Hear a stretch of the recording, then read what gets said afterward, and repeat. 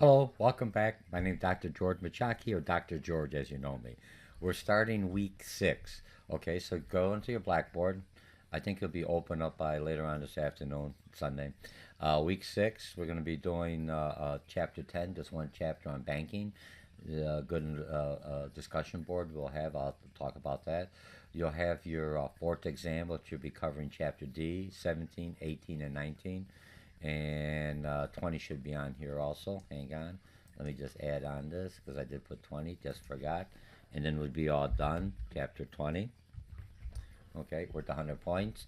So you should do well on this. I got to put 20. Remember, I'm live on this recording, so you know we're doing this live. So you have me. We submit it. All right. So here's what we have. Last week, we went into we basically did chapter 17, 18, and 19, more the financial side, and you were supposed to do an income statement, and many of you did an income statement. You submitted an income statement to me. You did well on that, but it took you a little longer.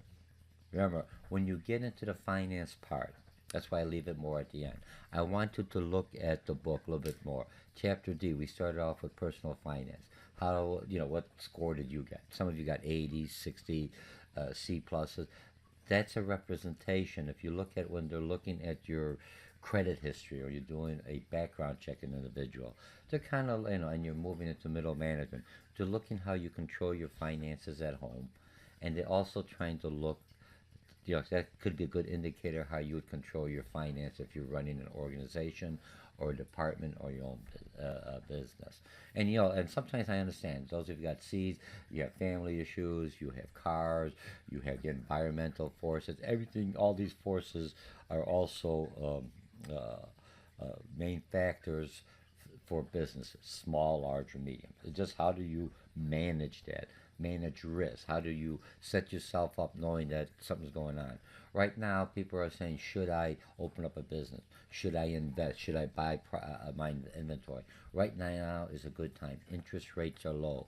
You could see it already indicating interest rates are going higher. You don't have to be a rocket scientist. They've been lower. The economy is doing better. The current administration, the Trump administration, like them or not, businesses are looking at what they call the Trump effect, having more confidence, saying he's a business person, he's going to be more favorable with the tax breaks, everything else for the business people. When you look at it, when you look at the banking, and this is just something coming back, when you look at it, says he wants to hit the top 20% or whatever of the high end. Some of those high end individuals are business entrepreneurs, small business people. They just make that profitability on that. They have to pay the taxes. So you have to look how you affect that. Now you look at the banking. Now coming up next year, or I think after January, you're going to have Chairperson Yellen of the Federal Reserve, which is basically the banking. Will she be renominated again by the current administration? Who is he going to put in there? And that's a good indicator which way the bank is going. You have to have some interest for people to. Right now, it's good to borrow money, and I'm not trying to be sarcastic. It's never good to borrow money unless you need it, and you can make money on money. But the environment is good. Interest rates are low. But it's terrible if I want to put some money away and make some investments. Where do the banks get their money to make the loan? From the saving. So if I put 1% in my savings account and you charge me 16%, there's a disconnect. I may as well do something with that money other than put in the savings account, put in a treasury note. Now, treasury notes are low now. Should I buy them now? If they're going to go up, they may be worth it. Maybe I could buy them and sell them later on. I mean, but the interest rates are going to be low. So what you're looking at that the interest rate, the inflation is going to historically it hit its bottom. It's working its way up. So you're looking at what the bank's doing. You know how Yellen is going to react. She's very cautious going forward. I'm not a rocket scientist, but everything else she wants to make sure. Because when you look at the economic and the banking, they're taking assumptions at how to turn the economy without bringing it back into recession. A delicate issue. The other thing with the banking industry is, I think with this administration, do you want to do a full audit of the Federal Reserve? Remember, the Federal Reserve is a conglomerate of big banks or basically corporations, something like the U.S. Post Office that's being, for lack of better words, controlled, regulated by the business. But who's ever actually done a full audit. Where's the money? How did the money, where the treasury notes? Where did they go? Who brought the majority of the treasury? That should be information that the administration and the government should know. I understand it's a separate entity, but those are discussions. Yeah, I'm not saying one way or the other, but those are things that are going on now. So who they bring into the new Federal Reserve, how receptive, is nominated by the current administration. He could either keep yelling or moving. Looking at Donald Trump and everything else, he wants changes. He's changing everything else, so I would just assume there'd be a new person. So now I would look, who is he looking at? That would give you an indicator from a business perspective, what's the banking going to do? Are they going to be more tighter on controls for lending to me? I need money. Right now, the interest rates are low, but no one wants to give me that. Oh, you're an independent business owner? Oh, no, you got to have collateral. You have to, if I had all that stuff, I wouldn't need you. I would just take a bank. I would just do the stuff myself. But okay, we'll give you a loan, but a high interest rate. I've been in business for a while. I've survived. Do you see what I mean? So you're looking at what's going. The money's there. How do I loosen it up that they'll start giving us, trickling it down now to the consumer by opening up the credit again? And remember, the credit aspect from a business perspective works well. I may not be big enough to have my own credit card like Kohl's or Macy's or some of the other ones. I mean, I'm just throwing it out there. I rely on people having a MasterCard, Visa, or Discovery card, whatever, even American Express, even though they charge me more. So from a perspective, I'm looking which one I have to pay less for individuals using, because there's you pay on your service charge on your credit card, and I, as a business owner, also have to pay a processing transition fee, whatever you want to call it.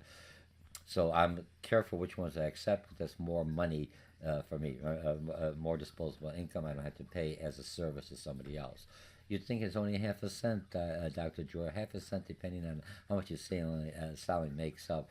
Could be my profit or my loss at the end of the year from a small business.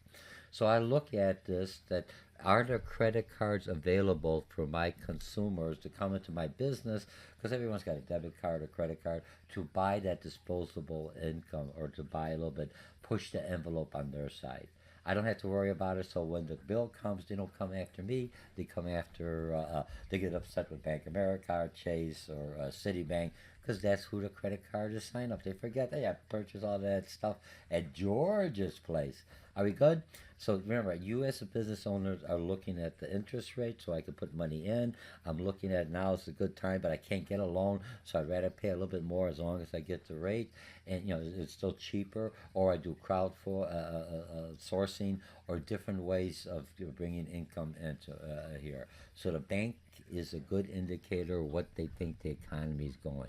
If they're raising the interest rate, or they want to slow, that means the economy is doing well. It could survive. And remember, the discount rate is the rate that the banks give to other banks, so they could at least have their minimum amount, the reserve cash that they're required. They control. They have to be able to. Keep so much amount out of their checking deposits or savings deposit on hand. So if they raise the reserve requirements to 2%, that means just 2%, 2% less that I could give that money out. I got to keep it. But if I don't have that money, I could borrow from other banks, other institutions, or I could borrow from the Federal Reserve. And usually, so the Federal Reserve rate is like 3%. That doesn't mean me as a consumer get it. That's me as a bank, part of the Federal Reserve, could borrow money to keep my reserve requirements as required. But or if I need money, I borrow that at 3%, and I lend it to you at 16 or 15 or 12 or 7, whatever, depending on your credit worthiness and the terms. Remember, when you're looking at loans, as you learned from before, I'd rather have, if I'm going to take a longer time to pay something off, it's costing me less per month, but I'm paying a higher uh, uh, service fee, or what do you call it, interest rate. But over the time, because see, the banks are looking at, okay, you've got 30 years, this money's not available, and you're paying me so much, that money in 30 years doesn't have the same value as it has now, or it may have less or more. It usually has less value, so you'll need more of it, and they put that into consideration when you're paying those high premiums. Or you pay it off, so you see me from a banking perspective.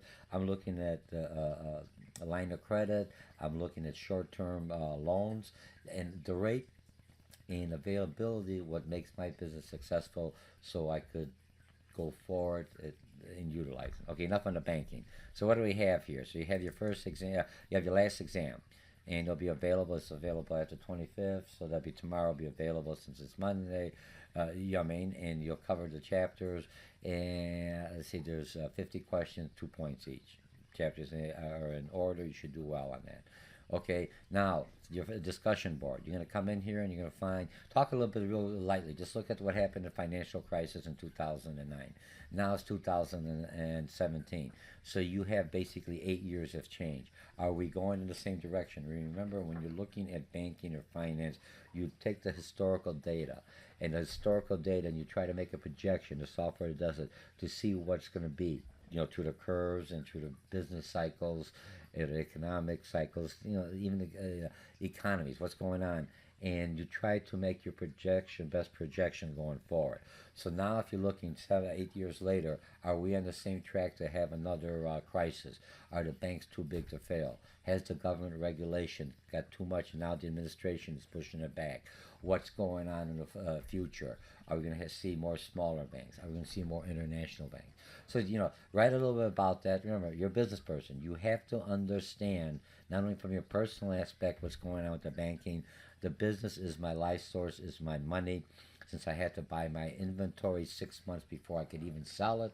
And so in the meantime, I have the inventory. I'm maintaining that. I have to also maintain the loan. So do you see, so I had to make sure I had the right inventory at the right price. So I'm looking at the best price I get for my to purchase that inventory in the short term.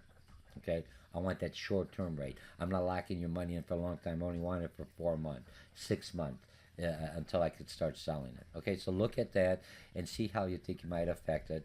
Look at the new administration. That's what I've been talking about, and make sure. Here's something else here. This is the full lecture that I put on in here, and then part of this discussion board. I want you. Remember, this is your 6th week. We only have 2 more weeks, and you'll be done. You're almost finished. Most of you in this class are B's and A's. Fine, you may have some ups and downs. Remember, your final exam. This exam, all the exams are worth like 50% of the course. Like it or not, there's no way around it. That's the way the college sets it up. They want to make sure it's a foundational class, that you have your basic understanding. Focus, okay? So now, you're going to have your paper. You can do your paper in real short PowerPoint. That's easy. Once you do the paper, and the reason in my face-to-face class or even some of my longer classes, you'll do a Blackboard has a collaboration. Everyone's in there, and you do kind of a mini presentation. In business, you've wrote this all up. You just don't give them a paper. A lot of times, you will present and give them the highlights. That's what the quick PowerPoint. We're going to talk about this. We're going to talk about this. I'm going to be at an accounting firm. I'm going to have all these other things that we discussed in class. All right. Okay, so what I want you to do, look at your major paper requirements. You click on that and look at this. This is just I kind of updated. It's 2017. It's an hour. It goes through the whole detail. Remember, it's an 8-week class, and for this class here, all you need is 2,400. One time I made a mistake and I put a comma in there, and I had 24,000. My student, oh boy, what a hard teacher. Made a mistake. 2,400 is about 8 or 10 pages, about 300 words per page. APA, which is basically 11 font, give or take, or 12. You could go. It's easier for reading.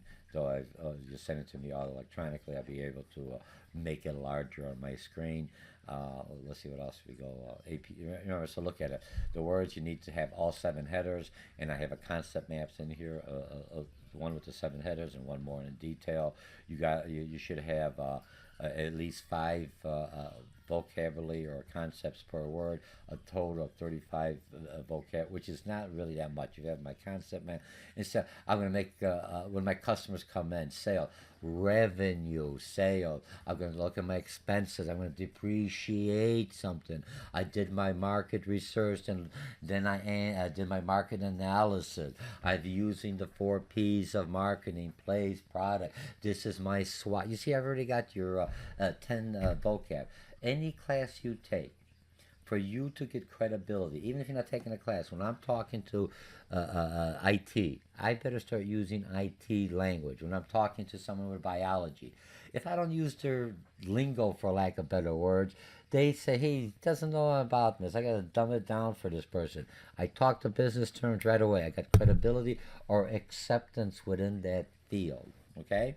And so total five citations, 6 to 8, and citations. I'm not looking for academic citation. For some of you, you may not have any academic citation. Look at your competitors. In Cite in Microsoft Word.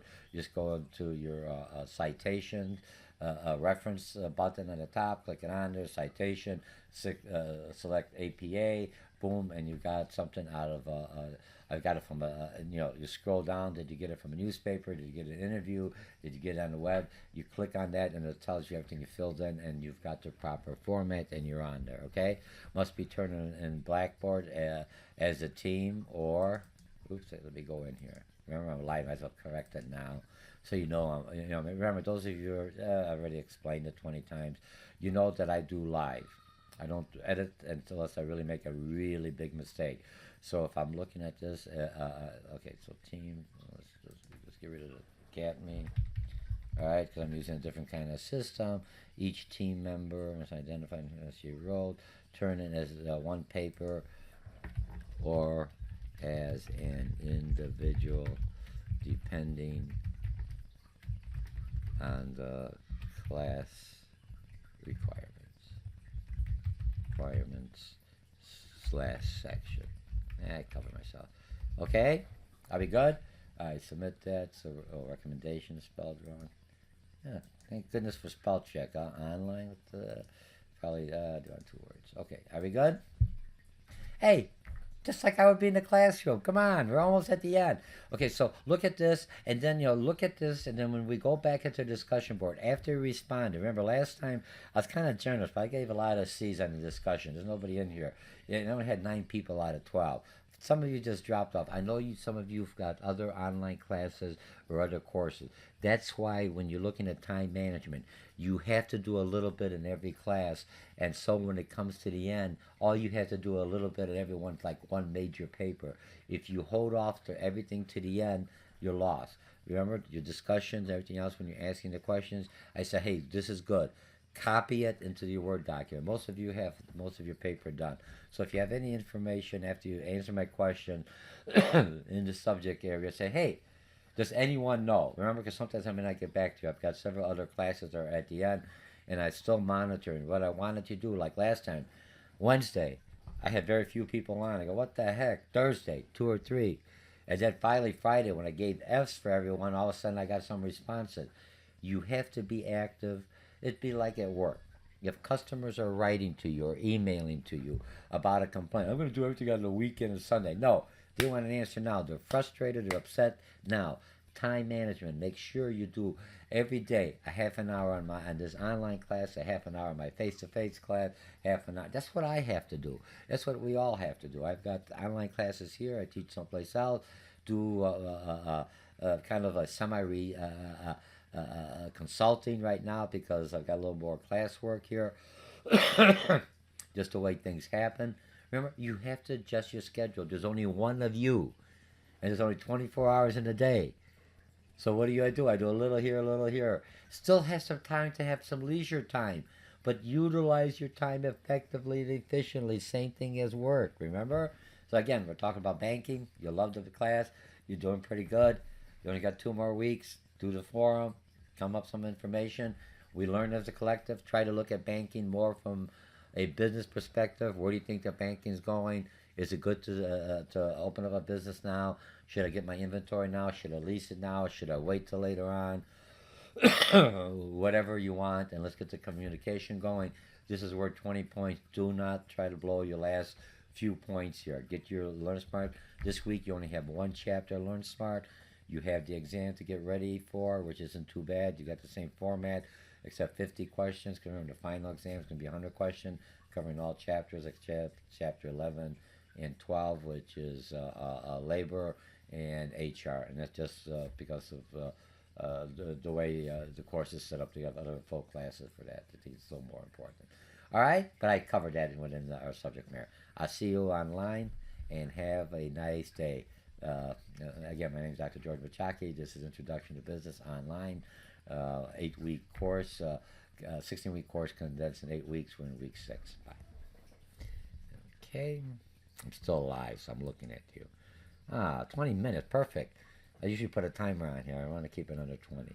Stop.